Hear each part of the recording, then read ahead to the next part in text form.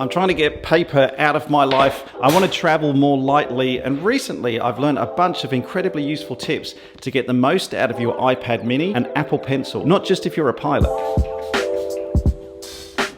These tips are going to change your iPad world. All right, let's start with the fastest way to undo or redo anything. Say you're writing a frequency down, but you get the last digit wrong. Instead of searching for the undo button, just get 3 fingers, swipe to the left, and it's undone. Do it again, do it again, do it again. If you undo one too many, just get 3 fingers. They don't have to be the same 3 fingers. Swipe the other way, and you get redo. Next up, if you want to use 2 apps at the same time, like your electronic flight bag and a calculator, you can do it in one simple swipe.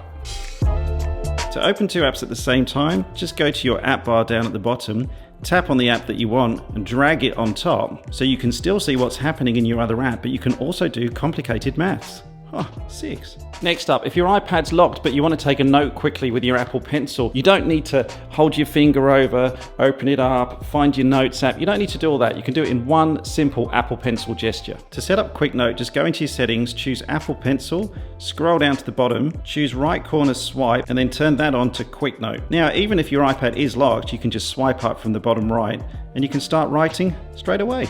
Next up, if you're using your Apple Pencil to take a lot of notes, but you're not sure how much battery life you've actually got left on this thing, there is a way to tell without having to constantly connect it to your iPad every time. This is how you add the battery widget to your home screen. Click and hold on any widget that you've already got. Tap on Edit Home Screen and click on this little plus in the top left-hand corner there. Now you can see a list of widgets that are available to you. Click on Batteries, choose the style of widget that you want, click on Add, and now you've got a constant display of exactly how much charge your Apple Pencil currently has. Oh, 100%. Nice.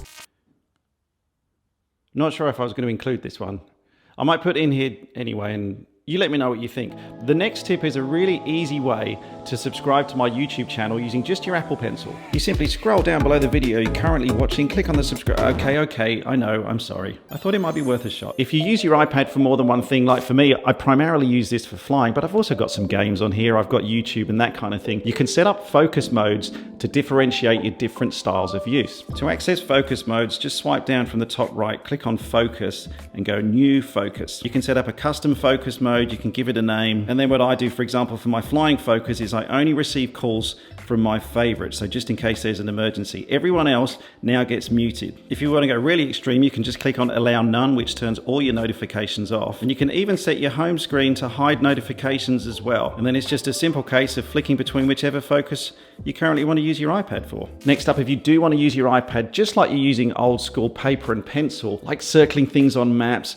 annotating charts, some electronic flight bags will actually let you do that. All EFBs work in different ways. This is Garmin Pilot, for example. I just go to menu, go to annotate chart, and now, for example, I can draw runway directions on, or I can highlight areas, or I can mark where this is a really good place to get a coffee from. Tap, tap, I'm writing something. Tap, tap, now I'm rubbing it out. Tap, tap, writing. Yeah, you can toggle between your main pencil and the eraser just with a double tap. Now this doesn't work in all apps, but here in Garmin Pilot it certainly does. So say I type in a frequency, but I want to undo it. Tap, tap, changes to the eraser. I can rub it out. Tap, tap, I can write a new frequency. Tap, tap, gone.